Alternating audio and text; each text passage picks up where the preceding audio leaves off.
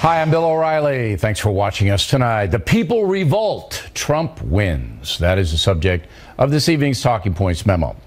In perhaps the most stunning political story in American history, the folks rejected corruption and unfair federal policies and delivered vast power to a maverick political novice who is promising to treat working Americans with respect.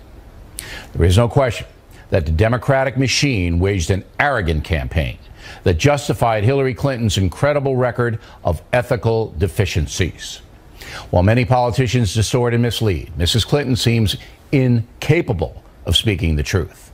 Her exploitation of a massive charitable foundation for her own benefit is simply stunning. Even more troubling, she sincerely believes that she did nothing wrong or has ever done anything wrong. Americans, even some who voted for her, noticed the narcissism. Thus, they denied Hillary Clinton power. Here's what Talking Point said last Wednesday when I explained why Clinton might lose. There should be grave concern in the Clinton camp. The reason the secretary may lose is that the tipping point may have been reached. If you are familiar with Malcolm Gladwell's theory, bad things mount up, then suddenly, at a dramatic moment, everything comes crashing down. And that's exactly what happened. The American people have had enough of Hillary Clinton. On the policy front, important statements were made yesterday. First, working folks are tired of supplementing millions of people who are gaming the system. Enough with a chaotic federally imposed health care system that punishes productive people with high insurance fees so that other Americans can access free health care. Safety nets are vital for the suffering poor in this country. But a vast income redistribution scheme that is clearly unconstitutional is abusive. President-elect Trump has vowed to replace Obamacare, and that can't come fast enough. Also, there's no question that a weak federal government has allowed immigration in America to become a national scandal. Hillary Clinton has no interest in fixing any of that, shamelessly pandering to the Hispanic community in order to harvest votes.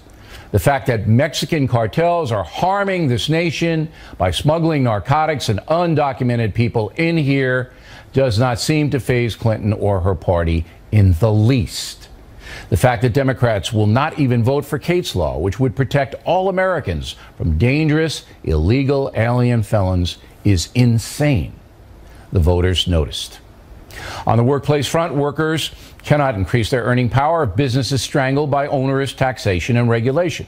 It's abundantly clear that liberal America believes corporate America is the enemy and must be punished. Hillary Clinton bought into that, intimidated by radical Senators Sanders and Warren. Unless, of course, she herself is handed corporate money, then it's fine. Voters noticed. But the real enemy, Islamic terrorists, were not to be unilaterally confronted by the USA, no matter how many innocent people they slaughtered. No, the Obama-Clinton doctrine was to wait for international consensus before taking action and never offend by using the words Islamic terrorism. Voters noticed. Then there was a shocking admission by Hillary Clinton that despite being a Christian, she believes unborn babies have no rights whatsoever and can be killed up until birth if the mother's health is in question. That extreme position goes directly against homicide laws in this country and unmasked Clinton as a radical extremist in the eyes of Americans who value life over destructive ideology. I could go on and on about Hillary Clinton, but enough. I hope she takes some time off, then comes back, reforms her charity in order to do some good in the world. Now on to Donald Trump. He may not realize it, but the vicious, dishonest national media actually helped him win the election. Again, the masks came off during the campaign. Mrs. Clinton's loss had nothing to do with her gender. For the record, I came on at 8:15 last night and said this. Well, Trump's competing pretty well, I think, across the board. But I think that at this point, it'd be foolish to make any kind of broad assessment of what the vote's going to turn out to be. It doesn't look like there's going to be any shocking upsets or shocking vote tallies anywhere. It's a slug out right now. And that's what happened, a slug out. They're still counting votes in New Hampshire and Michigan and Arizona. Now, we are proud of our campaign coverage. It was accurate and tough-minded. On Monday, I told you that Republicans would hold the Senate, which they did. Much of the credit for the Factors Perceptive campaign reporting goes to my staff, and I'll deal with that later in the broadcast. Apart from us, however, the collapse of an objective press in this country angered many Americans who still believe in fair play. That's why the polling failed. Many voters simply said, blank you, and refused to participate when asked their opinion. Investors Business Daily was the best poll, and you might consider adding that publication to your life. Distrust of the media is at an all-time high in the USA. So when left-wing zealots masquerading as journalists pounded Trump without mercy, voters grew numb to it. Some of that even happened on this network, as a few commentators tried to make names for themselves at Trump's expense. Same thing with the people who did not like Hillary Clinton. There is a difference between tough, fact-based political interviews and playing to those in the politically correct, fanatical bleachers. Is there not? So the press actually helped Donald Trump win the election. How ironic. Finally, a personal note, very tough race for me to cover. I know President-elect Trump for a long time, but I had to challenge him, and I did. One columnist at the Washington Post, Callum Borchers, noticed, and I'm grateful for his honesty in a sea of media deceit. As for Hillary Clinton, we gave her fair play, even though her campaign lied to us. Shocking, right? But we maintained our professional posture here. Props should also go to the Fox News election folks who made CNN and some other networks look foolish. FNC was far ahead on calling states and giving solid information. In the end, voters had their say. Memo to Donald Trump. It wasn't rigged. And that's the memo. Next on the rundown, the absolute best post-election coverage on the planet. Factors coming right back.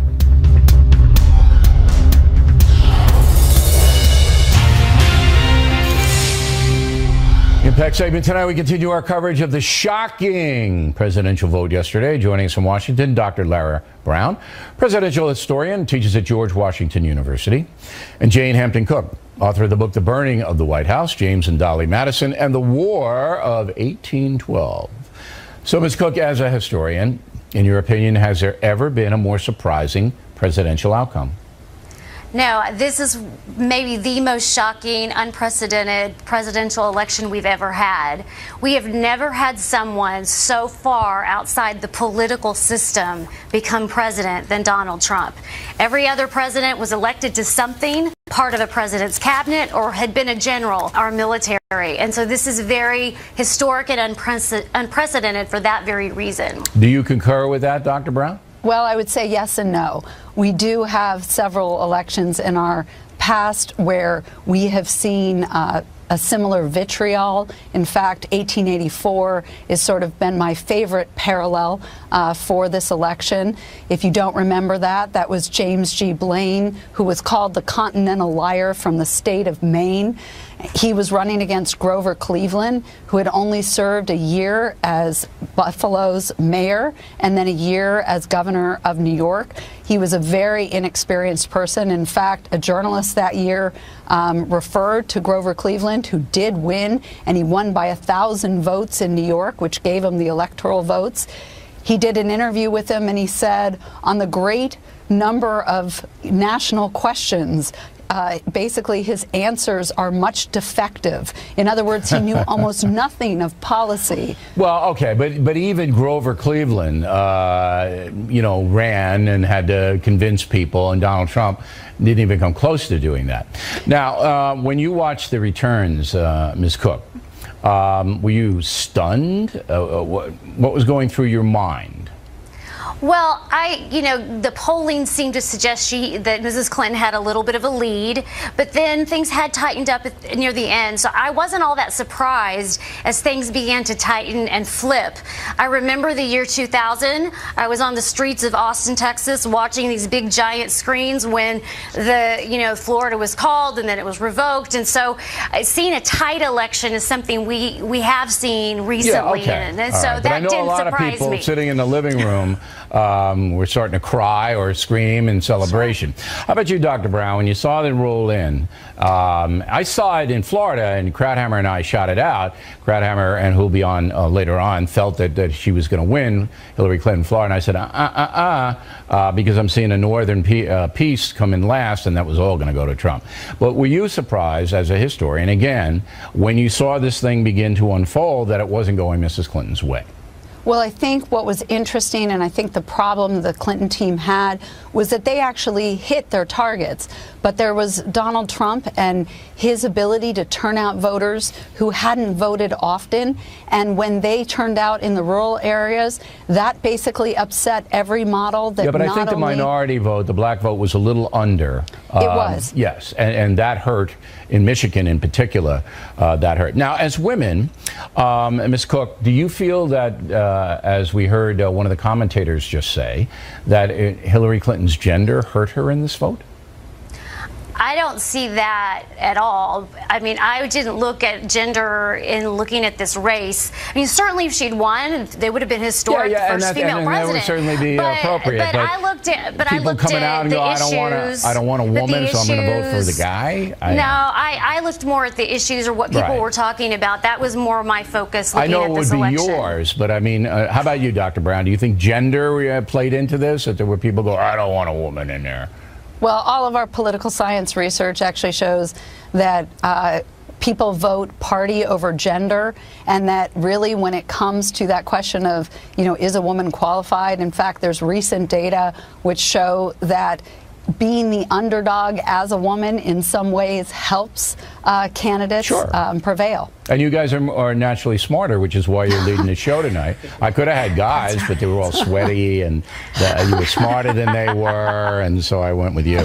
All right, ladies, we appreciate it very much. Directly ahead, staunch Trump supporter Rudy Giuliani will be here to look ahead at what a Trump administration might look like. Then Bernie Goldberg and Charles Krauthammer have some thoughts about what happened last night and early this morning.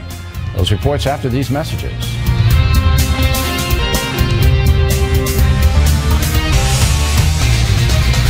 Personal Story segment tonight. One of the big winners, apart from Donald Trump in the presidential sweepstakes, former mayor of New York City, Rudy Giuliani. And here he is.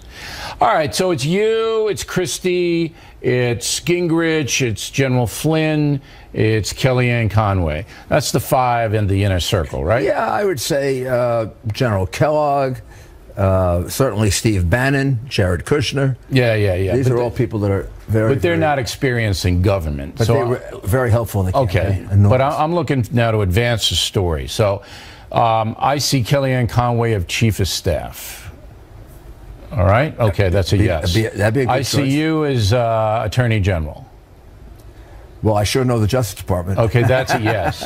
I see Gingrich as perhaps Secretary of State. But does he want to run around like that? Does Gingrich want to run around like that? You got Senator Sessions. You've got Sessions, John right? Bolton. Yeah. You got a couple of, and I'm probably missing a few. But Gingrich has got to be a role for him. I see Newt as kind of a domestic security advisor. Okay. And these are my suggestions to you. I haven't even talked to Donald yet about it. So you guys didn't even talk about this? Well, we talked theoretically, you must have. We talked about it a little bit here and there. But because you and Gingrich put your reps on the line. I mean, you did. You took a lot of heat, and so did Gingrich. No kidding. Yeah. You really, I hope Trump appreciates it. Even coming here today, well, we got all these protesters here. We're looking at we're banging on my car. You've got the usual radical, and this does not reflect the Democratic Party. I want everybody to know this. It doesn't. These aren't Democrats. And in a way, right. I don't want to make too much. I'm used to it from being mayor of New York. Right. These are radical leftists. They're in Philly, Chicago, L.A., New York, and they don't have anything to do. They don't work. You know what the crew is, and that'll die out. But let's get back to a Trump administration. So I see you as Ben Carson. Carson is Health and Human Services. You as Attorney General. Gingrich as domestic advisor. Christie, now Homeland Security for Christie? You'd be fabulous at it. Yeah. Not infrastructure, building bridges or anything. No. No. I always don't want that. I always thought that was a somewhat exaggerated situation. Yeah, I used to live in Fort Lee, so... As a U.S. attorney, I think I'd have handled that very differently. Yeah, there's a little jest there. I don't want anybody getting upset. Now, Trump's going to need a lot of help. He's going to need a lot of help. Every president does it. Yeah, but he, you know, and by the way, please tell him not to put the Trump sign on top of the White House. We really don't need that now. We don't need the international No, Trump we don't. light Just leave it the way it is. Like Mar-a-Lago? But I'm saying this with all due respect. He's going to need help because he's never been in this kind of like that. Right. That's what I'm saying. He's told you that, actually, in several interviews. He's never been a guy who has overestimated experience. So he doesn't have it. So I used to point out on the campaign trail, he didn't build his own buildings and he didn't build his own golf courses. He got the best architects, he got the best carpenters, the best plumbers. Let me tell you something, though. He knows. We sat at Yankee Stadium. Oh, he knows. And he goes, look at that crack in the. So he knows that world. Same thing with his staff during the campaign. When things were going wrong, he'd get them all together. You're not doing this. You're not doing this. He knows PR. Change that. Change. He knows entertainment. But what he doesn't know is administration, because he can get slogging and grinding, and he's not Bill Clinton, and he doesn't stay up all night studying the policy papers. So he's going to need guys like you and Gingrich. Is there anybody else in the mix that I haven't mentioned that he relies I'm sure there upon? are. You know, I hate to leave it. But there are a lot. I think Chris has probably assembled about 100 people. And he's in charge. Governor Christie's in charge. Chris has probably assembled about 100 people that he can consider. The way I did my transition when I did it for mayor was I wanted 3 nominations for every position. Like that. So then ultimately I could pick the right man or woman for the job. When you put yourself out as you did, and so did Newt Gingrich, and you were attacked, I mean, really brutally attacked, including death threats and all kinds of other things. Is it going to be payback? You think? Because Trump, no, he's a payback kind of guy. For me, having been mayor of New York and having gone through that, it's now let's move on and let's see if we can't unify the country. For me, there's nobody I want to particularly pay back. I mean, so you're not going to investigate Hillary Clinton if you're Attorney General? Different story. Oh, you got a big choice there, and I don't know the right answer to it. There's one tradition in America, right?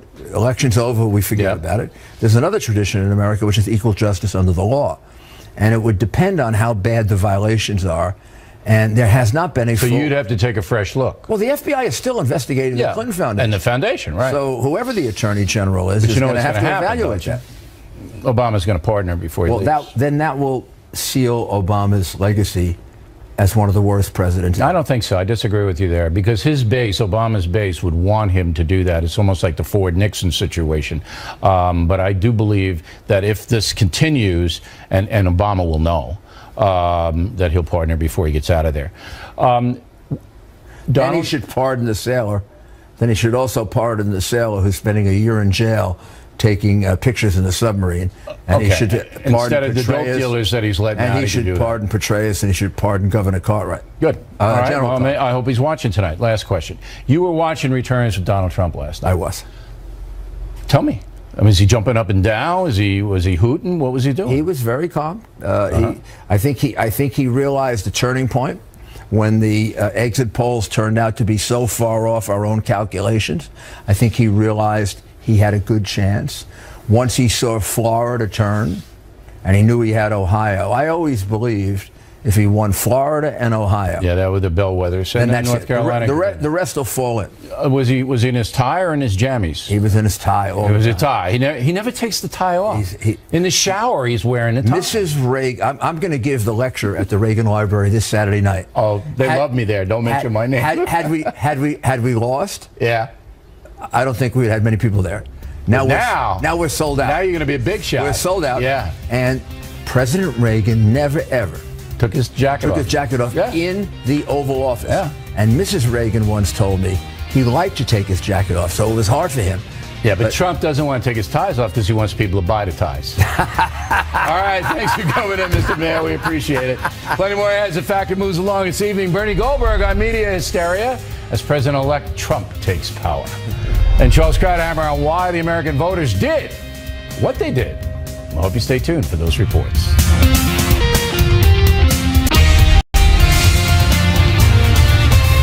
Back to follow-up segment tonight. As we mentioned in the Talking Points memo, there was much media hysteria on display last night during the election coverage. There is an underlying racism that we can't get away from that is a big part of this story. And also questions about can a woman be president of the United States right now? But it's the underlying racism. That was the theme, the idea of nativism, the idea of walling ourselves off in this country. This is now going to become policy in some ways. And joining us now from Miami, the purveyor, BernardGoldberg.com, Mr. Goldberg. So give me your assessment of the media landscape. Well, that soundbite from Carl Bernstein and a lot of the others that you played in the talking points, these are liberal commentators and analysts. And there's a tendency among liberal elites to see America through a dark lens. They often see racism and sexism, sometimes where it exists, and very often where it doesn't exist, where they just imagine it. So they figure Hillary Clinton lost. How could that be? It couldn't be because the voters rejected her liberal policies. It couldn't be because they rejected Barack Obama's liberal legacy. What is it? It must be, as Carl Bernstein said, the underlying racism and sexism in America. I just don't think it's very deep analysis, frankly. No, I think it's pretty dopey myself. But here, you spent part of your career embedded in that world when you worked for the Dan Rather broadcast and this and that. The hatred on the left is certainly equal to the hatred on the right. And people in various websites say the most revolting, disgusting things about people with whom they disagree. And they accuse them of everything. I mean, they're just way, way over the top with the slander and the libel. Yet, a Carl Bernstein or a Cokie Roberts would never, ever criticize them. Why? Yeah, that's an excellent point.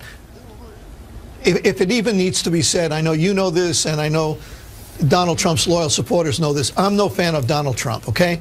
I think he's too thin-skinned. I think he's too vindictive. I think he craves adulation way too much, okay? I want to be on the record with that. But you're absolutely right. They pick and choose what they criticize, and they'll criticize what they see as bigotry, but they won't criticize, let's be specific. You have a bunch of black protesters marching out there calling for people to shoot and kill cops. I don't see them getting all upset about that. No, they're not upset about it. They justify it. They justify it in certain ways. Right. So, okay, let's throw those people overboard for the rest of this segment. Martha Raddatz, worked with her at CVB in Boston, brilliant reporter, hardworking individual. One of ABC's top-line reporters, global affairs correspondent. There couldn't have been a more anti-Trump person on ABC News last night than Martha Raddatz, and she is a reporter, Bernie. Explain that to me. I would think, I don't want to get picky here, but I think they would say in her role on election night, she's an analyst. Well, how can you do that? And when she says, how can you do that? You know, I mean, she's the chief global correspondent. So now all of a sudden she's Puff. She's O'Reilly. I mean, come on. You can't do that. And she was a debate moderator. She was a debate moderator. Well, let's look at what she said. She said, let's remember what the Trump supporters are voting for. He asked for a ban on Muslims, build a wall. He offended Mexicans, the disabled, lashed out at a Gold Star family, and there was the Access Hollywood tape. Martha would say, tell me, Bill, what did I get wrong there? Here's what I would say. You're Martha. Things. That okay? is a factual statement. You're Martha.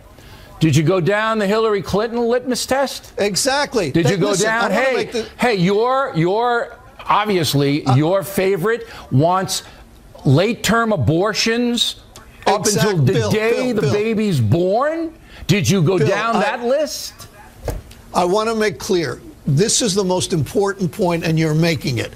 I personally, as a journalist, have no problem when the press is as tough and as hard as it wants to be on Donald Trump. I have no problem with that.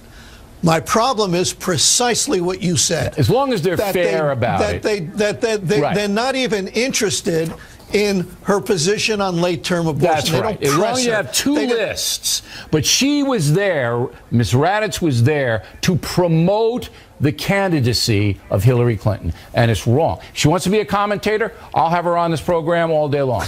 But don't tell me you're a chief global correspondent and then pull that. That's bull. Bernie Goldberg, everybody. I almost forgot his last name. How could I?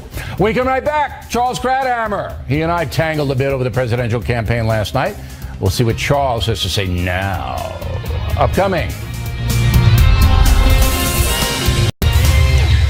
Thanks for staying with us. I'm Bill O'Reilly in Campaign 2016 segment tonight. What happened? Joining us now from Washington, Charles Krauthammer. I want to pick up on something you were talking to Bret Baier about at 6 o'clock this evening. You believe that the Trump victory is a repudiation of President Obama, correct? I think that's the one factor that's been overlooked. Look, it begins with Trump. He had this sort of political intuition. As Paul Ryan said, he was the only one who heard the voice out there, and that was the voice of the Reaganite white working class, which had been abandoned for 30 years, and he spoke to them, for them. He won their vote. They all came out, and they swung those Midwestern Rust Belt states. That was a political genius, and he cashed in on it. So I don't want to diminish that by any means, but I think what's overlooked is the fact that every time Obama has had a campaign, national campaign, where he is not on the ticket, his party gets crushed. In 08 and 12, he wins because he has this charisma, he has this personal appeal. You saw him out last couple of months. He's really one of the most talented campaigners ever. And in fact, I think they overused him on the Hillary side because he outshone her.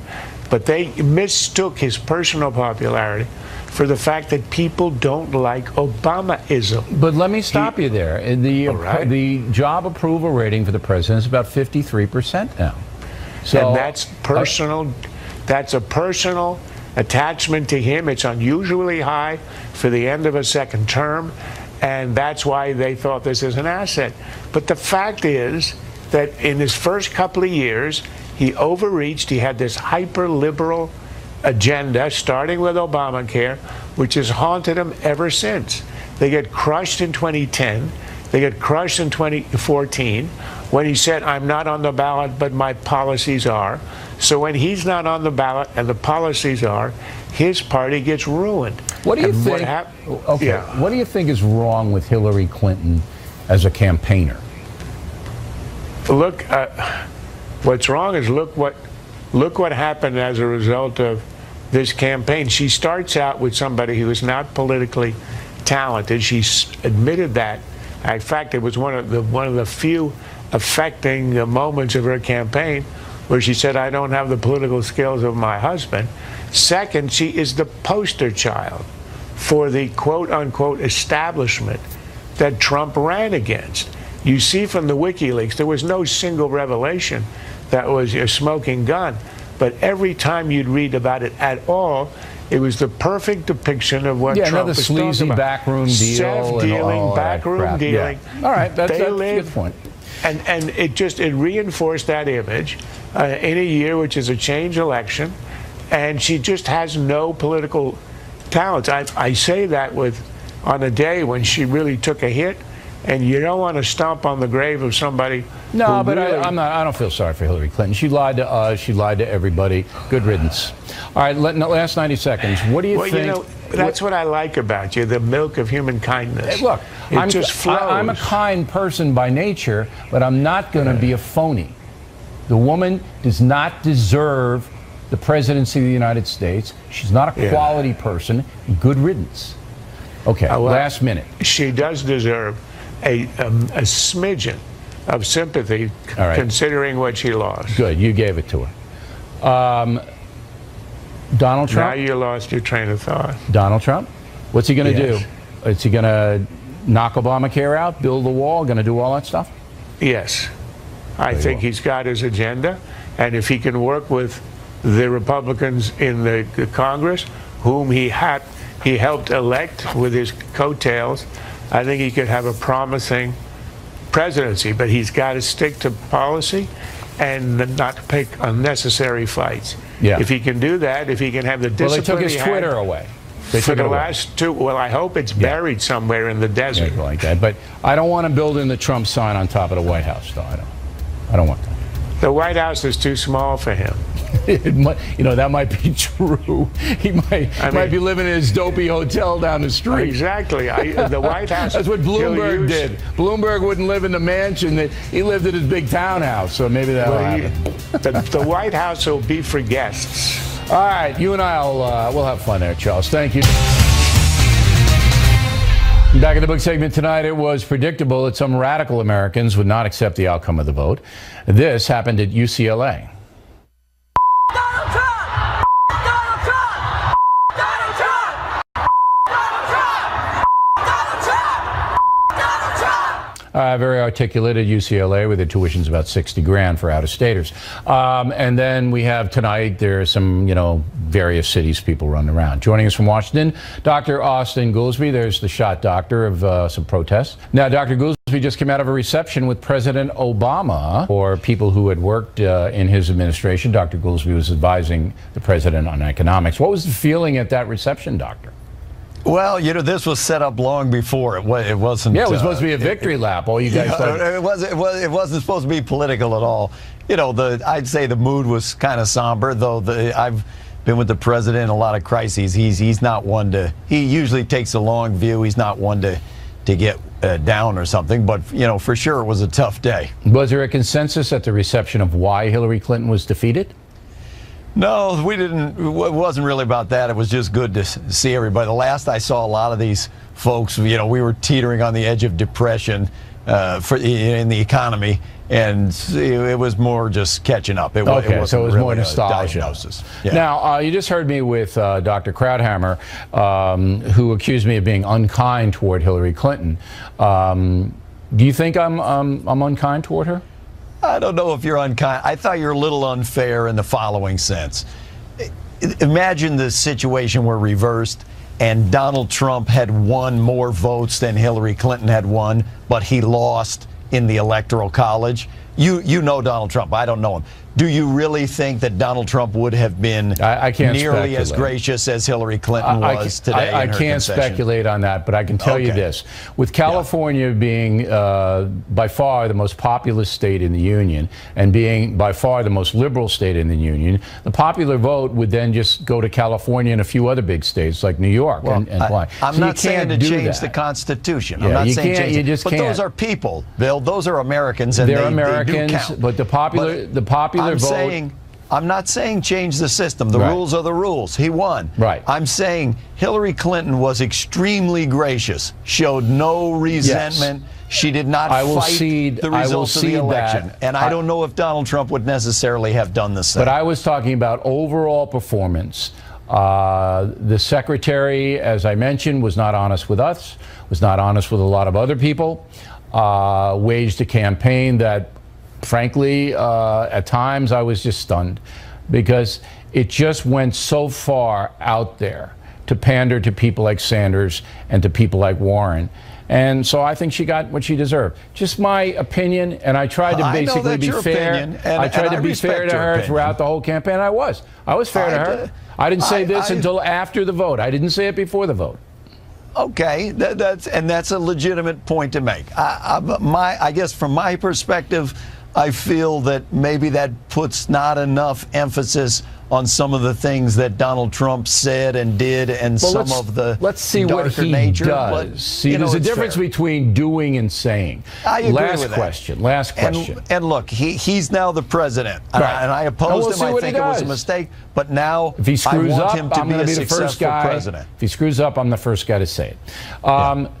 Do you feel that President Obama's policies were repudiated yesterday? I don't view it that way because Donald Trump didn't really. If Donald Trump had run a policy campaign, then I would say, look, this was basically judgment on policy. Okay. I don't think there was some repudiation of the president's legacy, but I don't think it was on policy. All right, Doctor. And I want to thank you very much for being so kind to us. You have been very kind to us throughout the campaign and lending us. We always have a good time, even on a day like this. All right, Doc. Factor tip of the day, a tip of the hat to the entire Factor staff. Moments away as the Factor continues all across the USA and all around the world.